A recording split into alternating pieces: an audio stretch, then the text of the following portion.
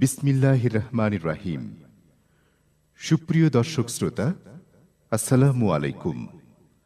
ঐতিহ্যবাহী পাবনা জেলার দারুল আমান ট্রাস্টে 2013 সালে 2 দিনব্যাপী বিশাল এক তাফসীরুল কুরআন মাহফিল অনুষ্ঠিত হয়। উক্ত মাহফিলের দ্বিতীয় দিন প্রধান মেহমান হিসেবে তাকওয়ার গুরুত্ব বিষয়ক আলোচনার অবশিষ্ট অংশ পেশ করেন বিশিষ্ট ইসলামী চিন্তাবিদ ও প্রখ্যাত কারি, বাংলাদেশ জাতীয় মুফাসসির পরিষদের কেন্দ্রীয় প্রচার সম্পাদক হযরত মাওলানা আব্দুল্লাহ আল আমিন। আলোচনাটি 4 খণ্ডে সমাপ্ত। এবারে শুনুন চতুর্থ খণ্ড। ভিডিও পরিচালনা, সম্পাদনা ও প্রযোজনা আলী আহমদ আকন। ধারা বর্ণনায় আমি অ্যাডভোকেট আজহারুল ইসলাম রায়। পরিবেশনায় তাহজিব সেন্টার, রাজশাহী। মোবাইল 01712064033। সবাই বসুন। মোবাইল শান্ত হন। 01712064033। আমার বন্ধুগণ, আমার প্রিয় ভাইয়েরা, একটু কান লাগান, মনোযোগ দিয়ে শোনার চেষ্টা করুন, মনোযোগ দিয়ে শোনার চেষ্টা করুন। আমার ভাইয়েরা, থামুন। সম্মানিত ভাইয়েরা, বিচ্ছিন্ন হওয়া যাবে না। মান ফারাকাল জামাআতা শিবরান ফাকাদ খালা রিবকাতাল ইসলামি মিন উনুকিহি। যে ব্যক্তি জামাত থেকে পৃথক হয়ে যাবে, তার গর্দান থেকে ইসলাম সরে গেল। তার মৃত্যু হবে মুনাফিকের মৃত্যু। কিসের মৃত্যু? ইসলাম নাই জামাত ছাড়া। লা ইসলামা ইল্লা বিল জামাআত। জামাত নাই নেতা ছাড়া, নেতা নাই আনুগত্য ছাড়া। অতএব দল করা সুন্নত না ফরজ? দল করা সুন্নত না ফরজ? এই ফরজ হুকুম কে দিয়েছেন? আমরা একটু পরে আসতেছি। দল যে করতে হবে কার, আমি কিন্তু গতকালকে থুয়ে দিছিলাম, মনে আছে আপনাদের? আচ্ছা, দল করব আমরা কার? আল্লাহ পাকের। আমরা জীবনে নবীজির বহু সুন্নতের বয়ান শুনেছি। মিষ্টি খাওয়া সুন্নাত, দুপুরের পরে কাইলুলা করা সুন্নাত, ঘুমানো সুন্নাত, মিসওয়াক করা সুন্নাত, এরপর এইরকম করে আতর লাগানো সুন্নাত। কিন্তু আমি গতকাল বলেছি, নবীজির জীবনের সবচেয়ে বড় 5টা সুন্নত ছিল। তার 1 নম্বর সুন্নত হলো গালিগালাজ শুনতে হবে। যেরকম ঠিক কিনা? আমাদেরকে বলতেছে আজকে মৌলবাদী, আমরা খুশি, আলহামদুলিল্লাহ। কম। নাম্বার 2 হলো নির্যাতন সহ্য করেছেন মুহাম্মদ সাল্লাল্লাহু আলাইহি ওয়াসাল্লাম। আমার নবীজি কালেমার ঘোষণা দিয়ে দিলেন। আবু লাহাব বলে ফেলল, মুহাম্মাদের, তোর জন্মের সময় 70টা উট কুরবানি দিয়েছিলাম, তোর জন্মে খুশি হয়ে আব্দুল্লাহর ছেলে মুহাম্মদ হয়েছে। আমার নবীজির জন্মের সময় জেনে খুশি হবেন, তার দাদা আব্দুল মুত্তালিব আমার নবীজির আকিকা করে ফেলেন। আমার নবীজির আকিকার সময় তিনি 300টা উট তিনি কোরবানি দিয়েছিলেন। রাসূল কিন্তু বংশীয় ঘরের ছেলে ছিলেন। অনেকে বলে রাসূল ছিলেন আমিরানা, বাদশাহী পাইয়া করিলেন না, দোজাহানের বাদশা নবী, খেজুর পাতার বিছানা। ভুয়া কথা। জনগণ ঠিক কিনা? এগুলো ভুয়া কথা। এগুলো খেজুর পাতার বিছানা ভালো কথা। রাসূল বাদশাহী চান নাই। কে বলেছে? ওয়াজআলনি মিন লাদুনকা সুলতানান নাসিরা। আয় আল্লাহ তাআলা, আমাকে রাষ্ট্রীয় ক্ষমতা দিয়ে দাও। কে দোয়া করেছেন? মুহাম্মদ সাল্লাল্লাহু। এগুলো সব কাঠমোল্লাদের বানানো কিছু কথা। আমার ভাইয়েরা, রাসূল জন্মগ্রহণ করলেন, আবু লাহাব খুশি হলো। রাসূল নবুয়ত পেলেন, আবু লাহাব কি হলো? বেজার হয়ে গেল। আমার নবীজিকে গালিগালাজ করা শুরু করে দিল। এমনকি রাসূলের সঙ্গে সে বয়কট করা শুরু করে দিল। এমনকি রাসূলকে এত কষ্ট দেওয়া শুরু করলো। আবু লাহাব আবু লাহাব ছিল আমার নবীজির ভাগী শরীক, রাসূল ছিলেন ভাতিজা, আবু লাহাব ছিল চাচা, পাশাপাশি বাড়ি ছিল। আবু লাহাব তার স্ত্রী উম্মে জামিলা বাড়ির ছাদের উপরে উঠে আমার নবীজির প্রাণপ্রিয় স্ত্রী খাদিজা রাদিয়াল্লাহু তাআলা আনহা তিনি তার উঠানের ভিতরে যখন কাজ করতেন, সেই সময় আবু লাহাবের স্ত্রী উম্মে জামিলা ছাদের উপরে উঠে অনেক খাবারের উচ্ছিষ্টগুলো জমা করে খাদিজার মাথার উপরে নিক্ষেপ করত। আমার নবীজি একদিন সরাসরি দেখে ফেললেন। রাসূল যখন দেখে ফেললেন বললেন, খাদিজা রে, তোমাকে এমন কষ্ট আমার প্রতিবেশী দেয়, আমার কোনো দিন তো একটা কথাও বললে না। খাদিজা রাদিয়াল্লাহু তাআলা বলছেন, আমার স্বামী গো, আপনি দিন প্রচার নিয়ে ব্যস্ত থাকেন, দিন প্রতিষ্ঠার সংগ্রামে ব্যস্ত থাকেন, এই সমস্ত বিষয় কি আপনাকে বলা যায় নাকি? আমার নবীজির মন খারাপ হয়ে গেল। আল্লাহ পাক সঙ্গে সঙ্গে গজবের আয়াত নাজিল করে দিলেন, যারা পারেন সঙ্গে পড়েন। তাব্বাত ইয়াদা আবি লাহাবি ওয়া তাব মা গনা আনহু মালুহু ওয়া মা কাসাব সায়াসলা নারান যাতা লাহাবি ওয়া ইমরাআতুহু হাম্মালাতাল হাতাবি ফি জিদিহা হাবলুম মিন মাসাদ। জোরে বলেন আল্লাহু আকবার। আবু লাহাব ধ্বংস হয় নাই, ওর বউ ধ্বংস হয় নাই, এরাও ধ্বংস হবে। এদের ইতিহাসে কোনো নাম থাকবে না, নাম থাকবে আবু জেহেলের মতো। আবু জেহেলের বাড়ি এখন ইন্টারন্যাশনাল টয়লেট, আন্তর্জাতিক পায়খানা। সেও নেতা কম ছিল না। রাসূল সবচেয়ে বেশি আবু জেহেলকে দাওয়াত দিয়েছেন, কাম হয়েছে? কাম হয় নাই। রাসূল বলেছেন, চাচা আপনি ইসলাম কবুল করেন। আবু জেহেল কয়, সময় একটু হোক। নাউজুবিল্লাহ কবেন না? রাসূলকে মারার জন্য যে গর্ত খনন করে সে কি ভালো মানুষ? রাস্তার ঠিক মাঝখানে গর্ত খনন করা কি ভালো কাজ? রাস্তার ঠিক মাঝখানে গর্ত খনন করে উপরে হাবিজাবি থুইয়া মানে ঢেকে রেখে সে ভাবলো মোহাম্মদকে এই দিক দিয়ে নিয়ে আসবে আর গর্তের মধ্যে পড়বে, পাথর চাপা দিয়ে মেরে ফেলে দেব। রাসূলকে আসতে বলা হলো। আবু জেহেল নাকি অসুস্থ দেখতে হবে, অভিনয় করে সে বাড়িতে আছে।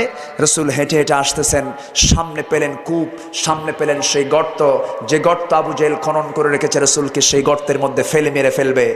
জিবরাইল আলাইহিস সালাম বললেন, হুজুর সামনে যেতে একটু সাবধান, আপনার হাতটা আমার দিকে আগায় দেন। রাসূল আস্তে করে ঘুরায়া ওই গর্তের সাইড দিয়ে নিয়ে নিরাপদে আবু জেহেলের বাড়িতে পৌঁছায় দিলেন। রাসূল বললেন, চাচা আপনি নাকি অসুস্থ, আপনি তো দিব্যি সুস্থ। আবু জেহেল মনে মনে কয়, তুই এখনো বেঁচে আছিস কেমনে? আল্লাহু আকবার বলেন। যে গর্ত খনন করে সেই কিন্তু গর্তে পড়ে। আমার বন্ধুগণ, আল্লাহ আছেন। আমার আল্লাহ কার পক্ষে? মুহাম্মদ সাল্লাল্লাহু আলাইহি ওয়াসাল্লামের পক্ষে। আবু জেহেল মনে মনে চিন্তা করলো, মোহাম্মদ আসছিস তো সুহালে, যাবি তুই কুহালে, অবশ্যই গর্তের মধ্যে এবার যাওয়ার সময় পড়বি। আল্লাহ কয়, আমার রাসূলকে আমি বাঁচাবো, তোর গর্তে পড়া মিস নাই। আল্লাহু আকবার। যখন শুনছে আবু জেহেল যে রাসূল গর্তের মধ্যে পড়ে নাই, নেতার মাথা গরম। দেখেন না আজকে কিছু কিছু নেতা আছে মাথা দারুণ গরম, এত গরম মাথা, গরম কিছু খায় যে মদ মদ মদ, যখন ঠিক কিনা? নাইট ক্লাবে আর অফিসার্স ক্লাবে কোন আলেম ওলামা যায় না। নারীদের অশ্লীল নৃত্য আলেমরা দেখতে যায় না। আর আলেমদেরকে বলা হয়, আলেমদেরকে অভিযোগ দেওয়া হচ্ছে গণধর্ষণের। নাউজুবিল্লাহ কবেন না? আরো জোরে নাউজুবিল্লাহ। আল্লামা সাঈদী সাহেবকে বলা হয়েছে, তার বিরুদ্ধে অভিযোগ দেওয়া হয়েছে তিনি নাকি গণধর্ষণ করেছেন। এই তো শয়তানও বিশ্বাস করবে না। শয়তান বলবে আমিও মিশা কথা কই, এরকম মিশা কথা কই না। যেরকম ঠিক কিনা? শাহবাগে রাম আর বামরা, বোঝেন নাই? সাঈদীর বিরুদ্ধে কটূক্তি করে স্লোগান দিচ্ছে।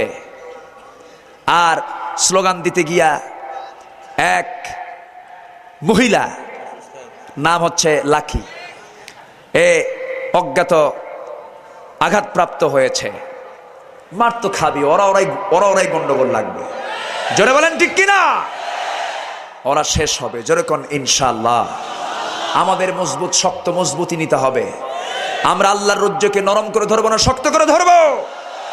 শক্ত করে আমরা ধরবো। আমাদের শক্ত যত মজবুত হবে, আমাদের একতা যত মজবুত হবে, আমরা সামনের দিকে তত বেগবান হতে পারবো। আল্লাহ পাক কবুল করুন। জোরে কোন আমিন, আরো জোরে আমিন। গোটা মুসলিম জাতি হলো একটা দেহের মতো। দেহের একটা কোনায় যদি কেউ চিমটে কাটে যেমন গোটা দেহ নড়ে ওঠে, মুসলমানের একটা ভাইয়ের যদি একটা পশম ছুটতে আসে, আমরা তাদেরকে ছাড়বো না। শহীদ ইমরান, শহীদ আবু রুহানির রক্ত জমিনে পড়েছে। এই জমিন আল্লাহর দিন কায়েম হবে ইনশাআল্লাহ। জোরে কোন ইনশাআল্লাহ। আমার বন্ধুগণ, আবু জেহেল হেঁটে হেঁটে আসতেছে। নেতা মাথা গরম তো, ও আর নিজেই টের পায় নাই কোনটা গর্ত।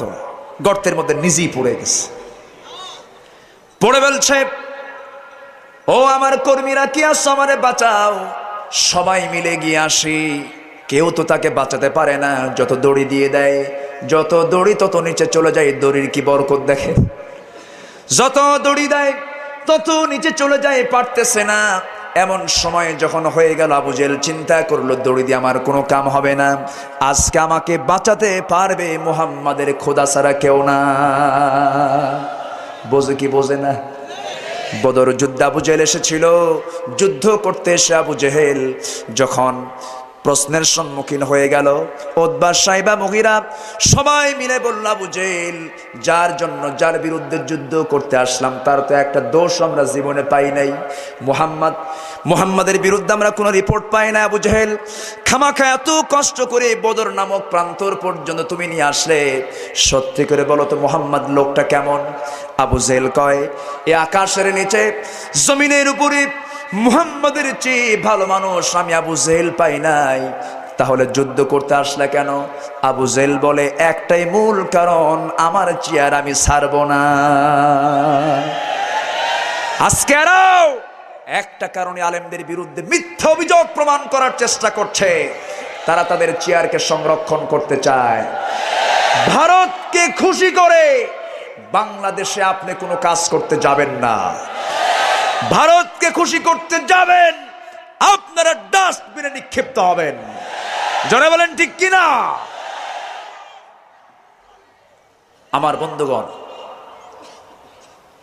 আবু জেহেল গর্তের মধ্যে পড়ে যাওয়ার পর বলছে, মুহাম্মাদকে ডেকে আনো। উপায় নাই। ঠেলার নাম কি? আমি কি মোনাজাত করে দেব নাকি? ঠেলার নাম কি? বাবাজি। আবু জেহেল বলতেছে, মুহাম্মাদের ডেকে আনো। যখন ডেকে আনা হলো, রাসূল বললেন, চাচা কি হয়েছে? কে বাবা, আমার অবস্থা তো খারাপ। কি বলতেছে? বাবা, আমার তো অবস্থা খারাপ, আমারই বাঁচায় দাও, আমাকে রক্ষা করো। তিনি বলছেন, আমি তো রক্ষা করতে পারবো না, আমার রক্ষাকারী আল্লাহ পাক আপনাকে রক্ষা করবেন। আবু জেহেল বলল, ওরে মুহাম্মদ, আমাকে যদি তুমি এই গর্ত থেকে তুলতে পারো, আমি ইসলাম কবুল করব। রাসূল বললেন, চাচা সত্যি বলছেন নাকি? আবু জেহেল কয়, আমি কেন, তোমার চাচি সুদ্দা। ওদের বেলায় 1 আনা 16 আনা, ওদের বেলায় 16 আনা। গতকালকে বলেছি আমি এই কথা। যখন নেতা ভোট চাইতে আসে, ওরে বাপের বাপ, দেখে মনে হয় ওয়াসগুবে আলাইহিস সালাম। যেরকম ঠিক কিনা? 3 বার হজ করে, ট্রিপল হাজি, হ্যাট্রিক। বুঝেন নাই? 3 হাজি যে করছে। এসে বলে, ভাইরা আমার, আমাকে ভোট দিবেন, যা চান তাই দেব, প্রয়োজনে বাঁশও দেব। আর বাঁশ দরকার নাই। সবাই বলেন ঠিক কিনা? এখন বাঁশ আমরা হাতে নিয়েছি, এখন উল্টা আপনাদেরকেই দেব। জোরে বলেন ঠিক কিনা? আমার বন্ধুগণ, আবু জেহেল বলল, মুহাম্মদ, আমি তোমার চাচি সুদ্দা ইসলাম কবুল করব।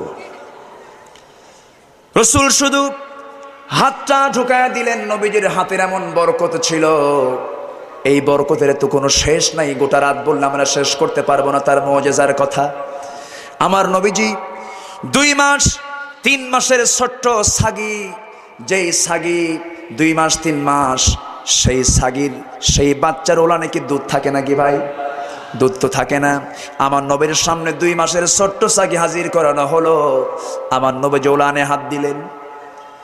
ওলানে হাত দেওয়ার সঙ্গে সঙ্গে ছাগির ওলান বড় হয়ে গেল। দুধ দহন করলেন বিশ্বনবী, সাহাবে কেরামকে নিয়ে পান করলেন।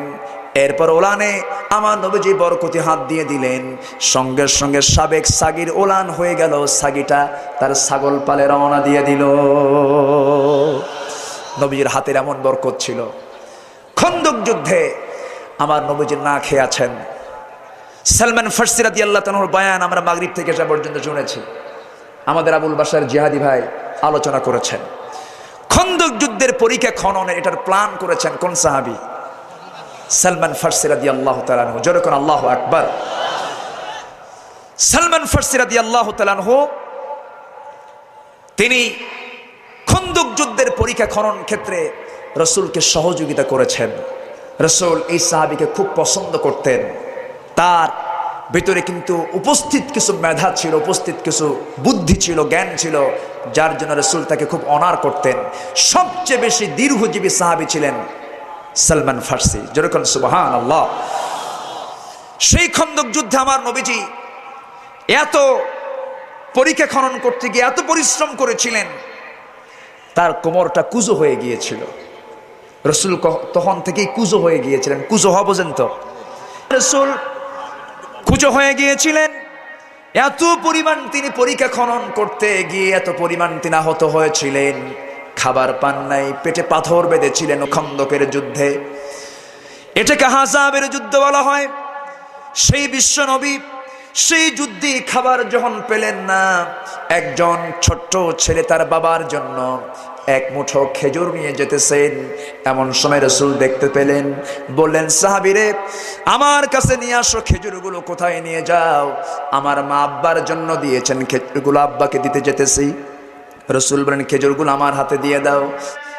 বিছানো চাদরের উপরে আমার নবীজি তার বরকতি হাত দিয়ে যখন খেজুরগুলো রেখে দিলেন আর মুখের ফু মেরে দিলেন, এত খেজুরের বরকত হয়ে গেল। খেজুরগুলো চাদরের পাশে দিয়ে কোনা দিয়া উপচে পড়ে সমস্ত খেজুরগুলো পড়ে পড়ে যেতেছিল। 1400 সাহাবী খেজুর খেয়ে তাদের পেট পরিপূর্ণ করে ফেলেছেন। যেরকম সুবহানাল্লাহ। সেই নবীজির হাতের বরকত এমন ছিল, কোন শিশুর মাথায় যখন হাতটা বুলায়া দিতেন গোটা শরীর তার সুগন্ধে ভরপুর হয়ে যেত। যেরকম সুবহানাল্লাহ। আমার ভাইয়েরা, নবীজির এত বরকত ছিল যে নবী ইসরা করেছেন, রাত্রি ভ্রমণ করেছেন, মক্কা থেকে বাইতুল মুকাদ্দাস পর্যন্ত ইসরা হয়েছে। সুবহানাল্লাযী আসরা বিআবদিহি লাইলাম মিনাল মাসজিদিল হারামি ইলাল মাসজিদিল আকসা। এই যে তিনি সফর করেছিলেন, রাত্রি ভ্রমণ করেছিলেন, যে এলাকা দিয়ে তিনি ঢুকেছেন তার হাঁটার বরকতে এত বরকত আল্লাহ পাক দিয়েছেন, ক্যাম্পেন সাগরের যে পানি তার চেয়ে বেশি তেল আল্লাহ পাক তার নিজ দিয়ে দিয়েছেন। যেরকম সুবহানাল্লাহ। সেই নবীজির বরকতের শেষ নাই। রাসূল হাত শুধু নিচে দিয়ে দিলেন, আবু জেল হাতের মধ্যে উঠে আসলো। আল্লাহু আকবার। রাসূল বললেন চাচা ইসলাম কবুল করেন। আবু জেল কয় মোহাম্মদ একটু বাড়ি থেকে তোমার চাচির সাথে বুঝে আসি, ওর বুঝ ফুরাবে, ওর বুঝ ফুরাবে। আবু জেহেল একদিন মূর্তির সামনে, লাত মানত ওজ্জা মূর্তির সামনে সে বসে প্রণাম করছে, পূজা করছে। রাসূল বললেন চাচা যে মূর্তির পূজা করেন এই মূর্তি যদি বলে আমি আল্লাহর পয়গম্বর, আপনি কি ইসলাম কবুল করবেন? আবু জেহেল কয় মোহাম্মদ তোমার কি মাথা খারাপ? এই মূর্তি কোনোদিন কথা বলতে পারে? রাসূল বলেন চাচা কথা বলতে পারে না, আপনি তো জানেন, অতএব ইসলাম কবুল করুন, আমারে বেশি বুঝ দিবা না। আমার বাপ দাদার ধর্মে আমি চুনকালি মারতে পারবো না। দেখবেন আজকের সমাজে কিছু কিছু লোক আছে, আমার বাপ দাদা করে গেছে, আমি এটাকে বাদ দিতে পারি? বাপ দাদা যদি হারামি করে আপনি হারামি করবেন? বাপ দাদা যদি চোর ডাকাতি করে আপনি কি ডাকাতি করবেন? বাপ দাদা করছে বলে আমাকে করতে হবে, সেটা যদি অবৈধ হয় এটাকে গ্রহণ করা যাবে না। জোরে বলেন ঠিক কিনা? বাপ দাদা বাম দল করেছেন, আপনি বাম দল করতে পারবেন না, অবশ্যই ইসলামী দল করতে হবে। জোরে বলেন ঠিক কিনা?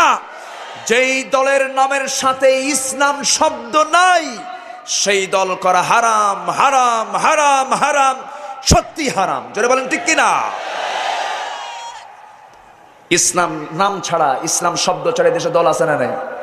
আছে না নাই? ওই সমস্ত দল করলে জান্নাত না জাহান্নাম? আসতে কবেন জান্নাত না জাহান্নাম? জাহান্নাম। ক্লিয়ার কথা, যা মনে করেন করেন। মন খারাপ করছেন নাকি আপনারা?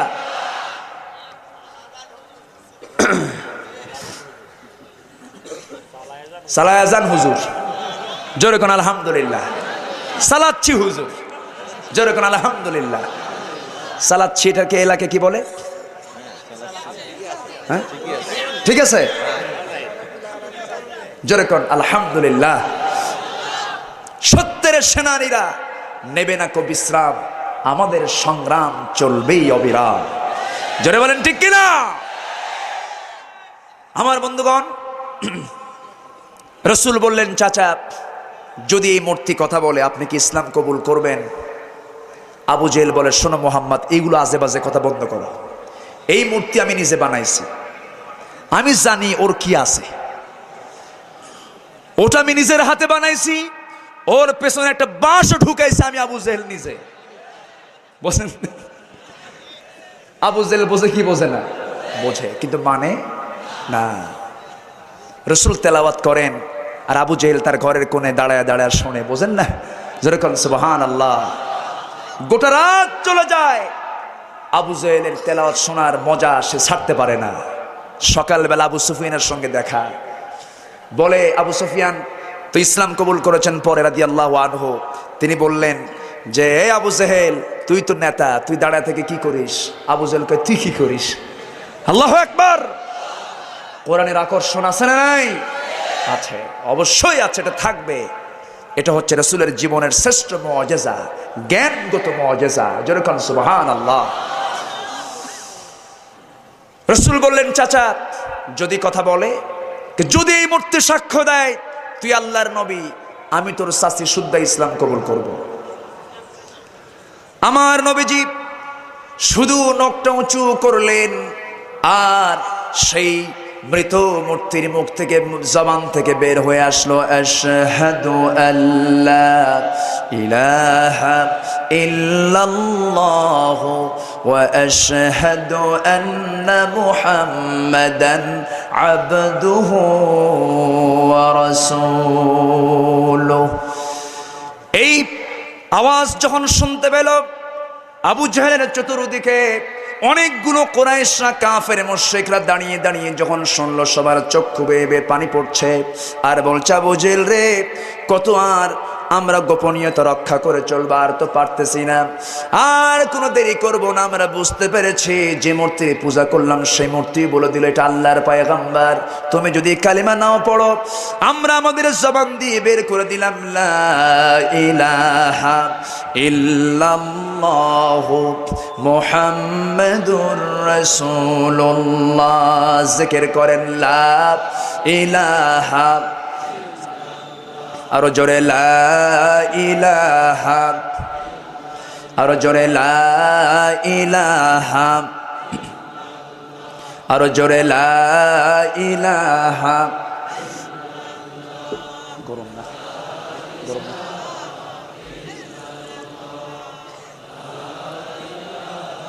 আরো জোরে লা ইলাহা,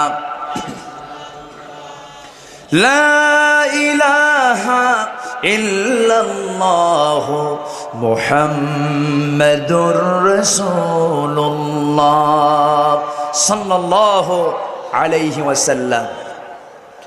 আবু জেহেল বলল, মুহাম্মদ তামসা তো একখান দেখালা, নাউজুবিল্লাহ বলবেন না? হেদায়েতের মালিক কে? হেদায়েতের মালিক কে? যাদের অন্তরে মোহর অঙ্কিত করা হয়েছে, মোহর মেরে দেওয়া হয়েছে, ওরা কখনো ইসলাম কবুল করবে না। যেরকম ঠিক কিনা? শাহবাগের মোড়ে ওরাই বসে আছে। জোরে বলেন ঠিক কিনা? ওটা বাঘ না, বাগ মানে তো মানে বাগান হয়, ওটা হলো কি বলি, একটা নাম দিয়ে দেন তো। হ্যাঁ, এখন মোটামুটি পতিতালয় হয়ে গেছে, যেরকম ঠিক কিনা, যেখানে 60 জন ধর্ষিতা, কম কথা। কি ওরা কি রহমত দিয়ে দিছে ওই জায়গায়, নাউজুবিল্লাহ কবেন না, যেরকম নাউজুবিল্লাহ।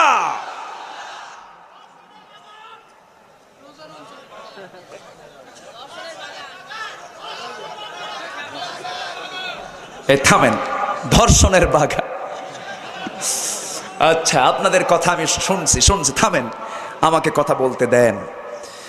আমার ভাইয়েরা, আবু জেহেল একদিন খেজুর খাচ্ছে। কি খাচ্ছে?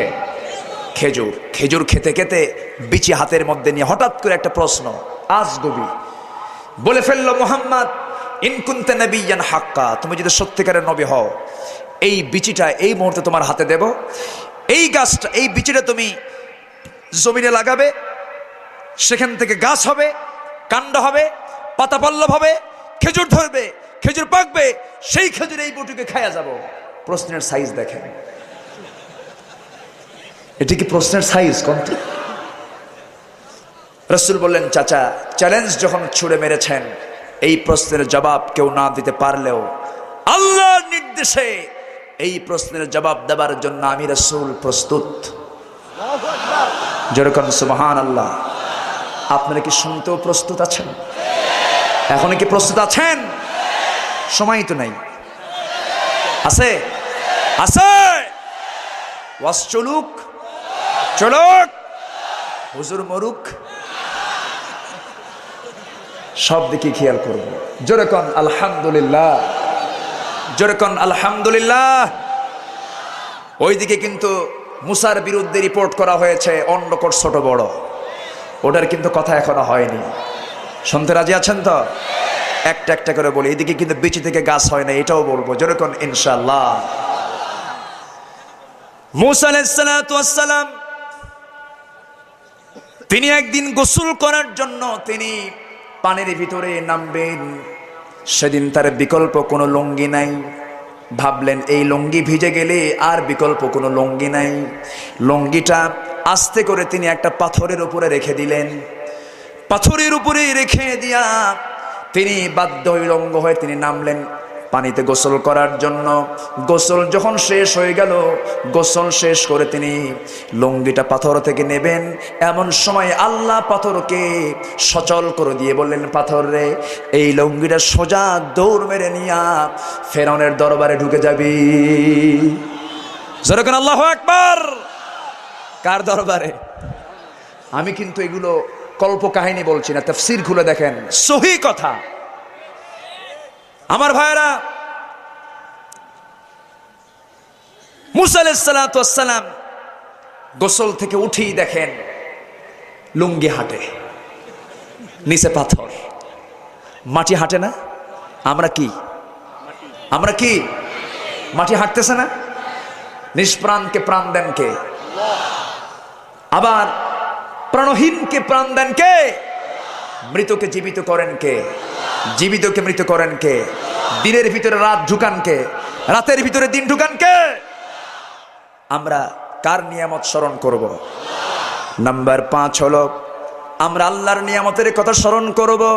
ওয়াযকুরু নি'মাতাল্লাহি আলাইকুম ইয কুনতুম আ'দাআন ফাআল্লাফা বাইনা কুলুবিকুম ফাআসবাহতুম বিনি'মাতিহি ইখওয়ানা। জোরে বলেন আল্লাহু আকবার।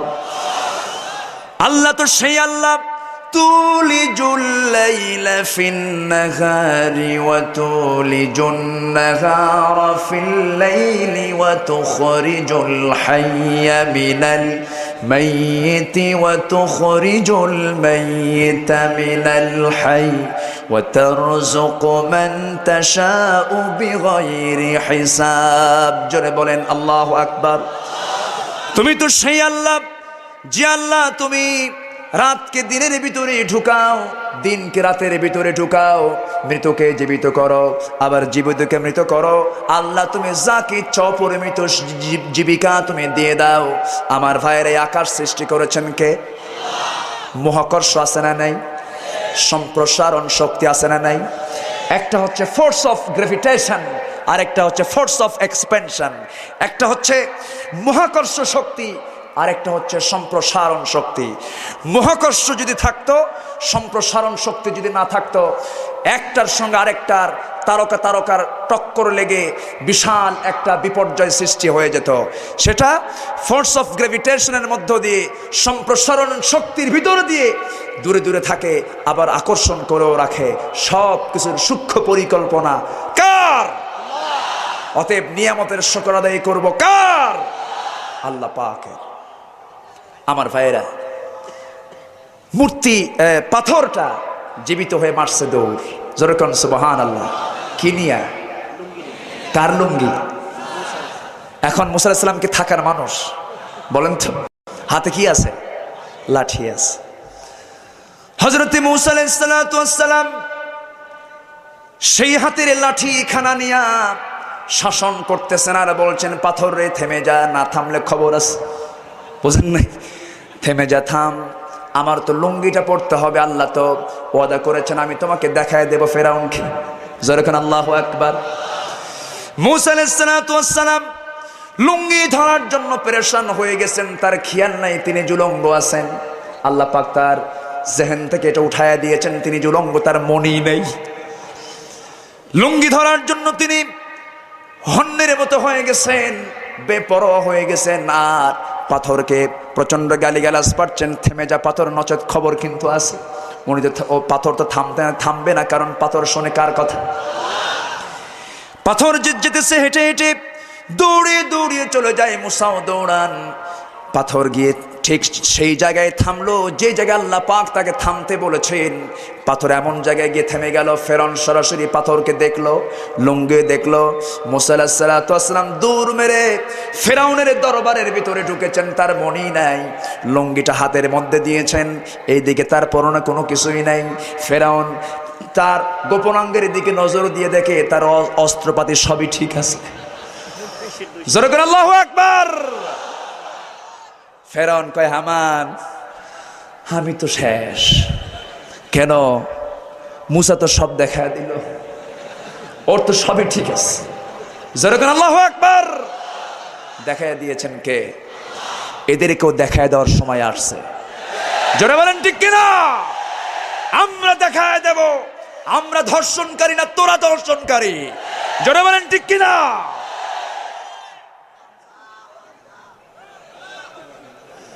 আমার ভাইয়েরা, রাগ করতেছেন?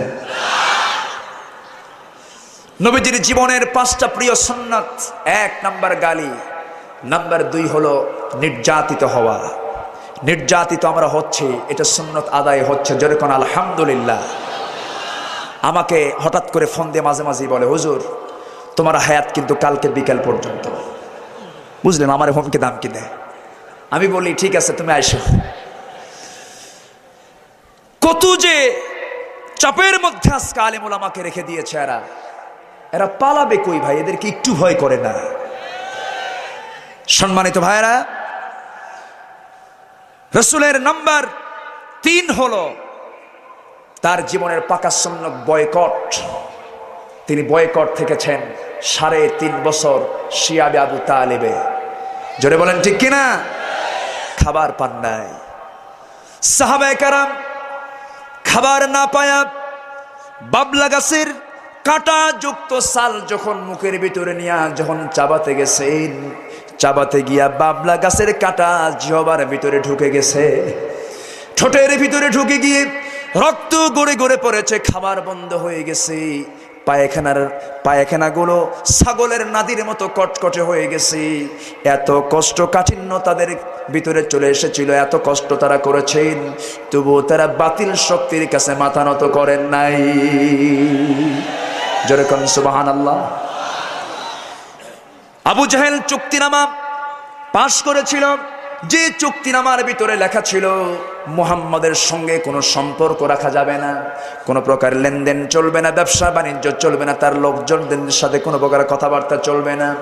এমন সময় 3 বছর 3.5 বছর যখন পার হয়ে গেল, রসুল বললেন, চাচা, আবু জেল যে চুক্তিনামা লেখে কাবা শরীফের দরজায় যে লটকায় রেখেছে, আপনি কি বলুন ওই চুক্তিনামার ভিতরে আল্লাহ শব্দ ছাড়া সমস্ত লেখাগুলো ওই পোকা খেয়ে ফেলে দিছে। জোরে করে আল্লাহু আকবার। নবীজির মুজিজা রসুল বলে দিলেন। আবু তালেব বিশ্বাসও করলেন, কারণ তিনি ছিলেন সভ্য কাফের। কি কাফের?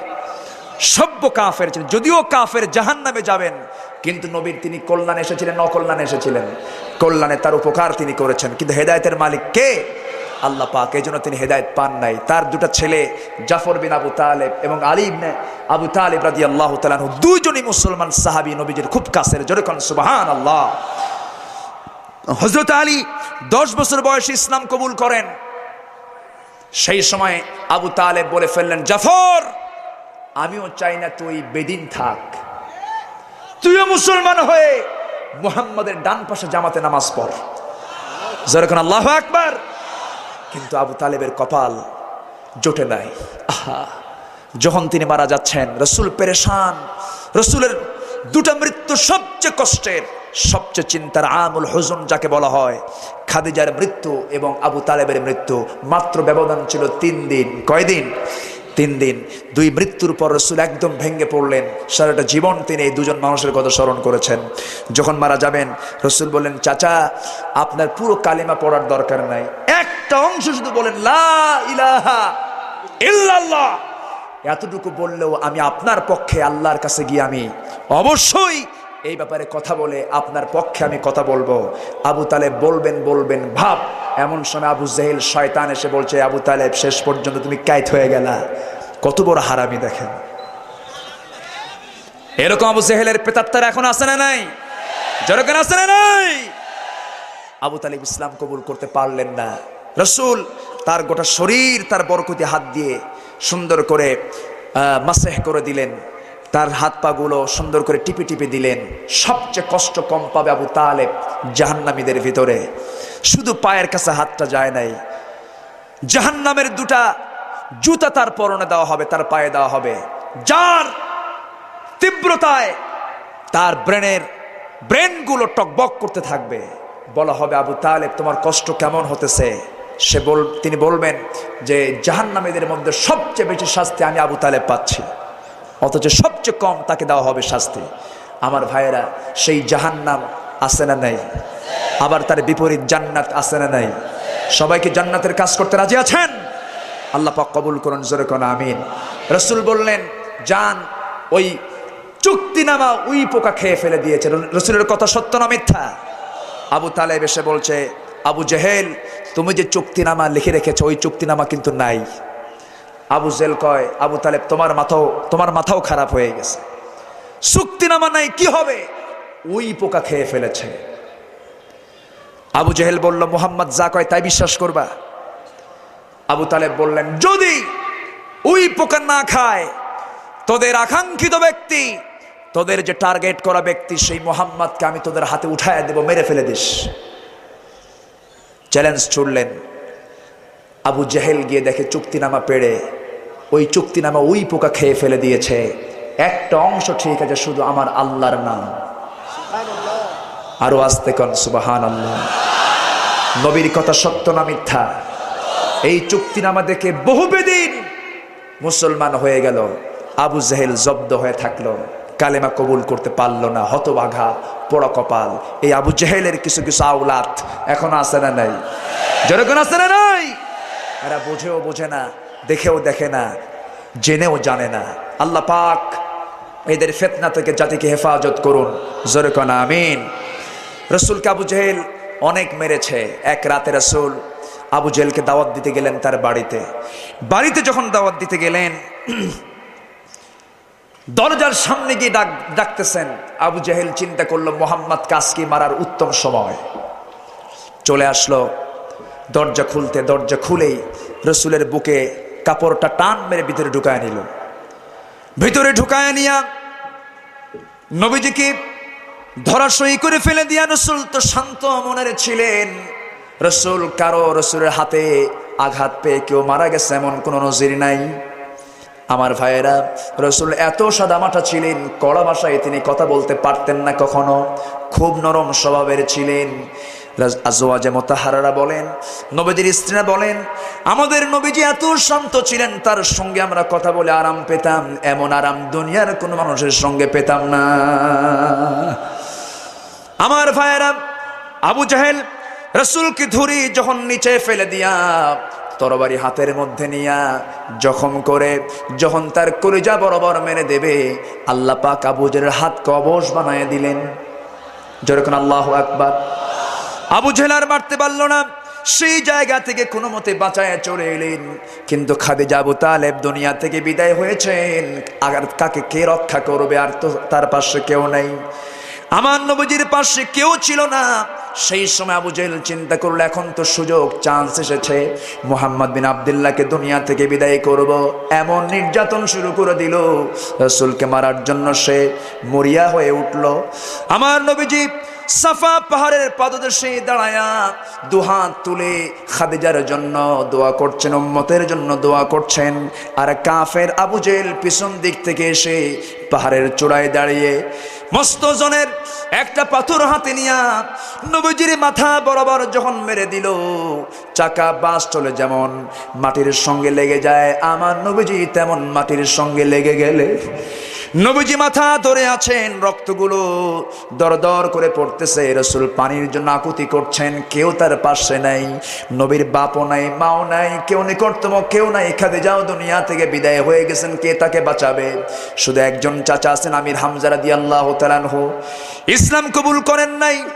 ইসলাম কবুল সেই সময় তার কিসমতে জোটে নাই, তিনিও মক্কার মাটিতে নাই। আবু জাহেল বলে ফেললো, কেউ মুহাম্মদকে সাহায্যার্থে কেউ এগিয়ে আসবি না, আমি তাকে হত্যা করে দুনিয়া থেকে বিদায় করব।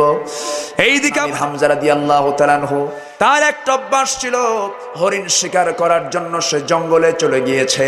হরিণকে লক্ষ্য করে যখন তীর মারতেছিল, লক্ষ্য করে দেখলাম আমির হামজা রাদিয়াল্লাহু তাআলা আনহু হরিণের চক্ষু বেয়ে বেয়ে দর দর করে পানি পড়তেছে।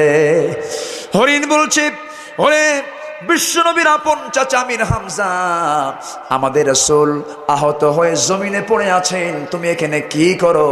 আমরা সব হরিণগুলো বিকালবেলা তোমার বাড়িতে গিয়ে পাড়ি জমাবো, আমাদের জীবন উৎসর্গ করে দিলাম, প্রয়োজনে রাসূলকে তোমরা বাঁচায় দাও। জোরে কোন সুবহানাল্লাহ।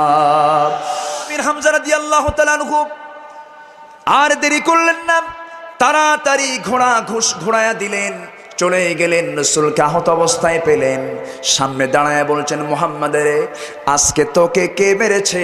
বনের প্রাণী সাক্ষী দিয়েছে। জোরে কোন সুবহানাল্লাহ। আবু জাহেলকে দুনিয়া থেকে বিদায় করে দেব, আর দেরি করব না। রাসূল বললেন, চাচা আপনি যদি থাকতেন আবু জাহেল আজকে আমারে মারতে পারতো না, কিন্তু চাচা লক্ষ আবু জাহেলকে মেরে যতটুকু না খুশি করতে পারবেন তার চেয়ে বেশি খুশি হতাম একটা বার যদি আপনি কালিমা রমিয় সুদা গ্রহণ করে নিতেন। আমার নবীজির এমন কথা শুনে আমির হামজার কলিজা ভরে গেল। ভাতিজাকে জড়ায়া ধরে বলছে, ভাতিজা মুহাম্মাদের, যেই লোকের ভিতরে মানুষের ভিতরে প্রতিশোধের তামান্না না থাকে, এটা কি পয়গম্বর ছাড়া কি অন্য কোনো মানুষ হতে পারে নাকি রে মুহাম্মদ? আর দেরি করব না, এই যে তরবারি হাতের মধ্যে নিলাম, আজকের থেকে তোর পক্ষেই তরবারি কাজ করে যাবে। যেরকম সুবহানাল্লাহ। ওরে মুহাম্মদ আর দেরি করবি না, তাড়াতাড়ি আমাকে পড়ায় দে কালিমা তাইয়্যিবা লা ইলাহা ইল্লাল্লাহু মুহাম্মাদুর রাসূলুল্লাহ সাল্লাল্লাহু। এই আমির হামজা সাইয়্যিদুশ শুহাদা তাকে বলা হয়। এই আমির হামজা রাদিয়াল্লাহু তাআলা আনহু বদর যুদ্ধে 32 জন কাফিরকে দুনিয়া থেকে তিনি একাই বিদায় করেছিলেন। আর উহুদ যুদ্ধে তাকে টার্গেট করে যখন দুনিয়া থেকে বিদায় করে দেওয়া হলো, তার কলিজা চিড়ে, তার বুক চিড়ে কলিজা বের করে হিন্দা তার কলিজাগুলো চাবায়া চাবা তার পিতৃ হত্যার প্রতিশোধ নিয়েছিল। রাসূল এই নির্মম দৃশ্য দেখতেন আর মাঝে মাঝে উহুদের ময়দানে যেতেন, বলতেন, এরে সাহাবীরা, এই উহুদ পাহাড় আমাকে খুব ভালোবাসে আর আমি উহুদ পাহাড়কে দারুণ ভালোবাসি। আমি আমার এই ময়দানে আমার প্রাণ প্রিয় চাচা আমির হামজাকে দুনিয়া থেকে বিদায় করেছি। আমার চাচাকে বিদায়, এই চাচা এই দুনিয়া থেকে উহুদের ময়দানে বিদায় হয়েছেন, আমি আমার চাচাকে হারিয়েছি। আমার নবীজি মাঝে মাঝে চাচার কবরের পাশে গিয়ে দোয়া করতেন আর বলতেন, আল্লাহ আমার চাচাকে তুমি উত্তম জান্নাতের ভাগী বানায়া দাও। জোরে কোন সুবহানাল্লাহ। ইসলাম ফুল সজ্জার উপর দিয়ে আসে নাই। রক্ত যত ঝরবে ইসলামের প্রসার তত সুগম হয়ে যাবে। সবাই আল্লাহর জমিনের দিন কায়েম হোক, সবাই চান তো? সবাই চান? রক্ত জান মাল কোরবান দিতে রাজি আছেন কারা? দুহাত উঁচু করে দেখান।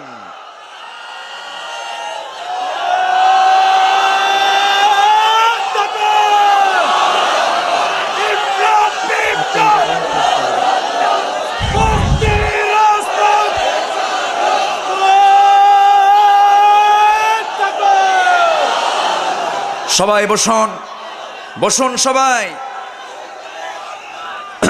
সম্মানিত ভাইয়েরা বসুন, থামুন, বসুন সবাই।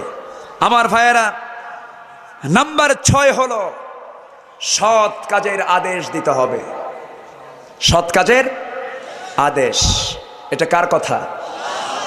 আল্লাহ রাব্বুল আলামিন বলেন, وَلْتَكُنْ مِنْكُمْ أُمَّةٌ يَدْعُونَ إِلَى الْخَيْرِ وَيَأْمُرُونَ بِالْمَعْرُوفِ وَيَنْهَوْنَ عَنِ الْمُنْكَرِ وَأُولَئِكَ هُمُ الْمُفْلِحُونَ। জোরে বলেন আল্লাহু আকবার। তোমাদের ভিতরে এমন একটা দল অবশ্যই থাকা দরকার। কে বলছেন? আরো জোরে বলেন, কে বলছেন? দল থাকা দরকার আছে না নাই? দল করা সুন্নত না ফরজ? দল করা সুন্নত না ফরজ? তোমাদের ভিতরে এমন একটা দল থাকা দরকার যারা নাকি কি করবে? সৎ কাজের আদেশ দেবে। সৎ কাজের আদেশ দেওয়া আর অনুরোধ করার মধ্যে তফাৎ আছে না নাই? নবীজির দাওয়াত ছিল, আমি চুরি করব না, কাউকে চুরি করতে দেব না, চুরি করলে হাত কাটবো। যেরকম ঠিক কিনা? আমি জেনা করব না, কাউকে জেনা করতে দেব না, যদি কেউ জেনা করে আমি তাকে পাথর মেরে শেষ করে দেব। ফারজুমুহুমা নাকালাম মিনাল্লাহ। এটা ছিল নবীজির দাওয়াত, এটা হলো সৎ কাজের আদেশ। আর হলো ওয়ানহাউনা আনিল মুনকার, 7 নাম্বার, অসৎ কাজের নিষেধ করতে হবে। কোন সমাজে কোনো মদের বোতল চলবে না, কোনো তাস চলবে না, জুয়া চলবে না, যাত্রা চলবে না, এরপরে জেনা ব্যভিচার চলবে না, অশ্লীল সিনেমা চলবে না। এগুলোর বাধা আমরা দেব। সবাই কি রাজি আছেন নাকি? সবাই রাজি আছেন? যেখানেই অশ্লীল সিনেমার পোস্টার সেখানেই কাদা নিক্ষেপ আমরা করব। সবাই রাজি আছেন? আল্লাহ পাক কবুল করুন, জোরে কোন আমিন। আমার ভাইয়েরা, এই 7টি কাজ যদি আমরা করতে পারি, আল্লাহ রাব্বুল আলামিন বলে দিলেন, ওয়া উলাইকা হুমুল মুফলিহুন। এরাই হলো প্রকৃত সফল কাম। জোরে কোন সুবহানাল্লাহ। আল্লাহ পাক তৌফিক দান করুন, জোরে কোন আমিন। শেষ? হ্যাঁ শেষ? আচ্ছা থামেন। ওই যে খেজুর বিচি গাছ কিন্তু এখনো হয় না, মনে আছে আপনাদের? সবার কি মনে আছে? এখন কি করি বলেন?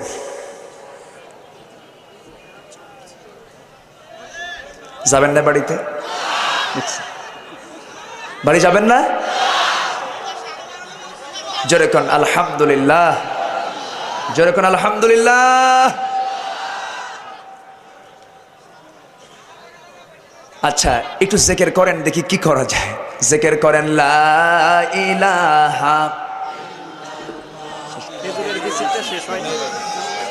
শুনবেন?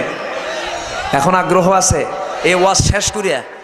হ্যাঁ, জোরে কোন আলহামদুলিল্লাহ, জোরে কোন আলহামদুলিল্লাহ। আমার ভাইয়েরা আসুন, আমরা এখন কাঙ্ক্ষিত মোনাজাতের দিকে যেতে চাই।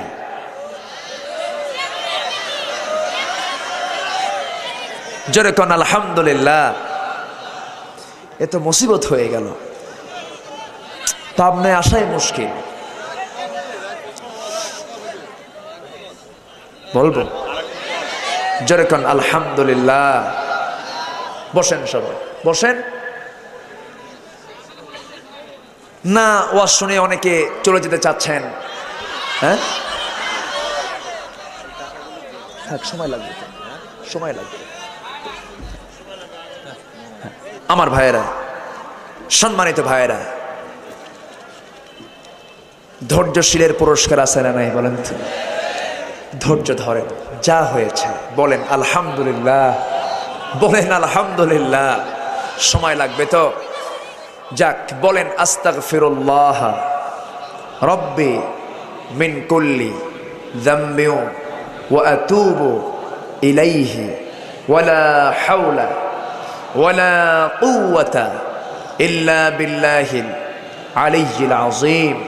জোরে বলেন ইয়া আল্লাহ, আমার জীবনের সগীরা কবীরা, ছোট বড় সব গুনাহ তুমি আল্লাহ মাফ করো, মাফ করো। জোরে বলেন ইয়া রাব্বাল আলামিন। আসুন আমরা এখন দোয়া করি নাকি?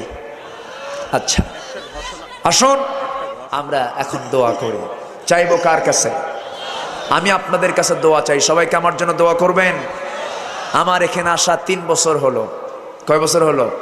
3 বছর। এই অধম গোলাম আপনাদের সামনে কথা বলে, আমার সেই যোগ্যতা নাই, কথা বলি, রাগ করলেন না তো? আচ্ছা, আমিও দোয়া করি আপনাদের জন্য, আল্লাহ পাক পাবনাবাসীকে কবুল করুন। জোরে কোন আমিন। সবাই তাশাহুদের সুরতে বসেন, নামাজের মতো করে বসেন। আমরা আল্লাহর কাছে চাবো, প্রাণ ভিক্ষা চাবো সেই সমস্ত ভাইদের জন্য যারা ইসলামের জন্য বিশাল ভূমিকা পালন করছেন। আমরা তাদের জন্য খাস করে দোয়া করব। সবাই বসুন, সবাই বসে যান যে যেখানে আছেন। মা বোনেরা কি মাহফিল আসছে নাকি? মায়েরা যারা আছেন, প্রচুর মাদের সমাগম হয়েছে। মাদের মহিলা সমাবেশে কথা বলেছি, আজকে অতটুকু বলার সুযোগ হলো না, যা দুপুরবেলা হয়ে গেছে। আসুন আমরা এখন দোয়া করি, দোয়ায় শামিল হয়ে যায়। আল্লাহুম্মা আমিন। রব্বানা যালামনা আনফুসানা ওয়া ইল্লাম তাগফির লানা ওয়া তারহামনা লানাকুনান্না মিনাল খাসিরিন। রব্বানা যালামনা আনফুসানা ওয়া ইল্লাম তাগফির লানা وترحمنا لنكونن من الخاسرين। আয় আল্লাহ তাআলা, গভীর রাত, নিঝুম রাত, আর এই নিবানো রাত্রিতে তোমার চাঁদের মতো হাজার হাজার তোমার বান্দা বান্দিকে নিয়া তোমার কালামের সূরা আলে ইমরান থেকে গতকালকে আজকে মিলে কিছু কথা বলেছি। 7টি কাজের আল্লাহ পাক তুমি আদেশ দিয়েছিলে, সেই 7টি বিষয় নিয়ে আলোচনাগুলো করে এই গভীর রজনীতে কাঙ্গাল ফিকারের মতো গুনার বোঝা মাথায় নিয়ে 2টি হাত তুলেছি। আল্লাহ মেহেরবানি করে তামাম জিন্দেগীর সমস্ত গুনাহগুলোকে আমাদের মাফ করে দাও। জীবনে যত গুনাহ করেছি, গুনার দিকে তাকালে আমরা মাফ পাবো কেমনে? আল্লাহ গুনার দিকে তাকাইও না, বান্দা মনে করে তুমি রব সব গুনাহগুলোকে মাফ করে দাও। আল্লাহ তাআলা, 2টি হাত যখন তুলে রাখি, 2জন মানুষের কথা বেশি বেশি মনে পড়ে যায় রে। আমাদের মাঝ থেকে যাদের জনম দুঃখিনী মা যার বিদায় হয়ে গেল, জিন্দেগির গুনাহগুলো মাফ করে দাও, কবরগুলোকে জান্নাতের বাগান বানিয়ে দাও। আয় আল্লাহ তাআলা, আমরা যারা মাকে হারিয়েছি তারাই তো বুঝি মা হারানোর কত বড় বেদনা রে। যেই মার চেহারা এমন বরকত ঢেলে দিয়েছো, যেই মার চেহারার দিকে তাকালে সগীরা গুনাহ মাফ হয়ে যায় রে। যেই মার চেহারার দিকে তাকালে নফল হজের সওয়াব পাওয়া যায় রে।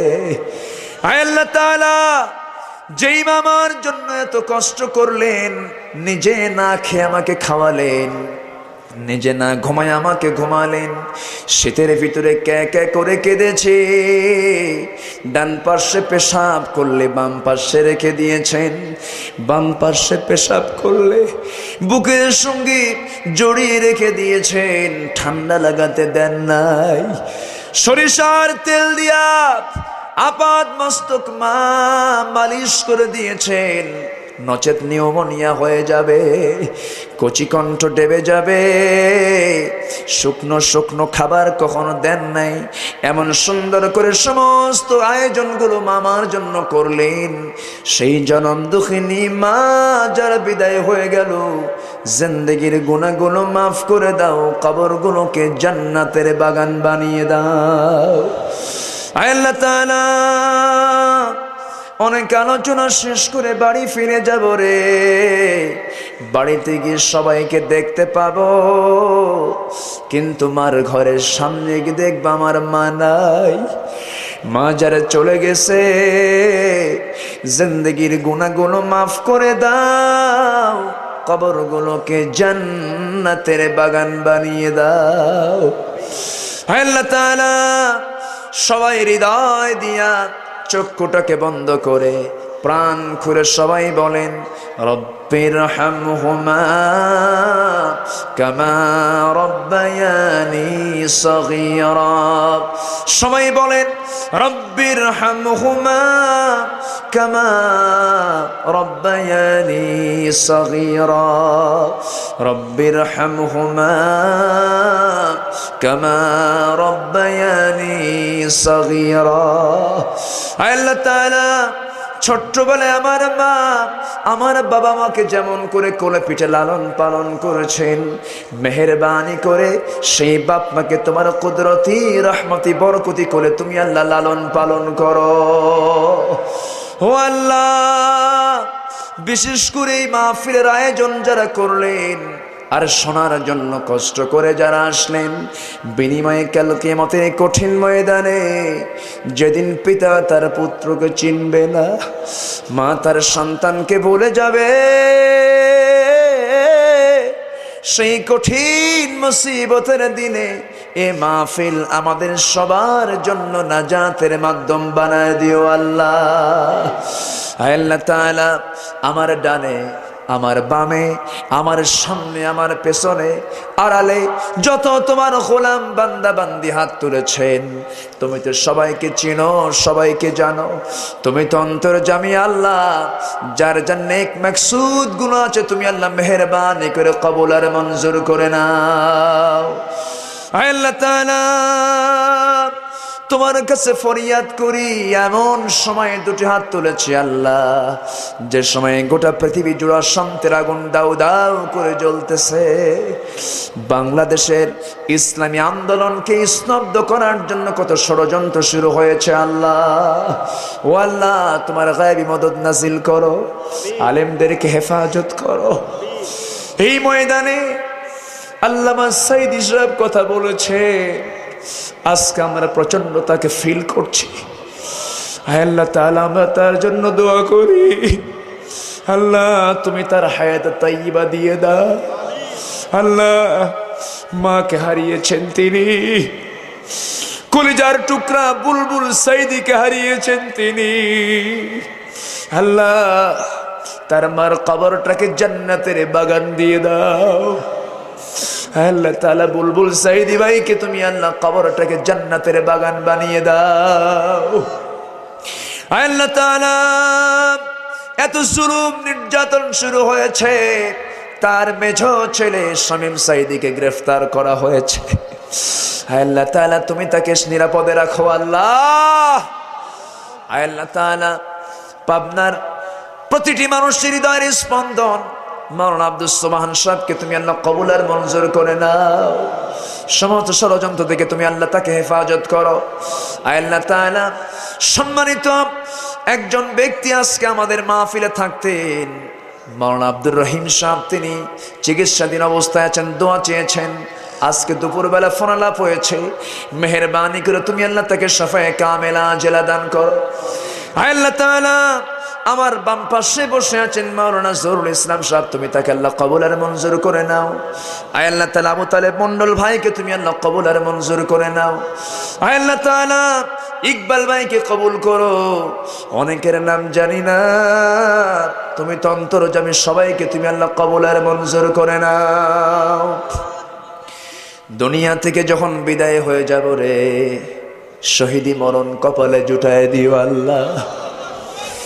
দুনিয়া থেকে যখন বিদায় হয়ে যাব রে, শহীদি মরণ দিয়ে দিও আল্লাহ।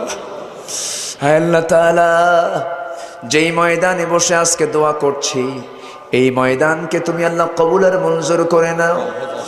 হায় আল্লাহ তাআলা, এই জায়গার জমিদাতা আল্লাহ জাসিরউদ্দিন সাহেব আজকে কবরবাসী হয়েছেন, মেহেরবানি করে তুমি তার কবরটাকে তুমি আল্লাহ জান্নাতের বাগান বানিয়ে দাও।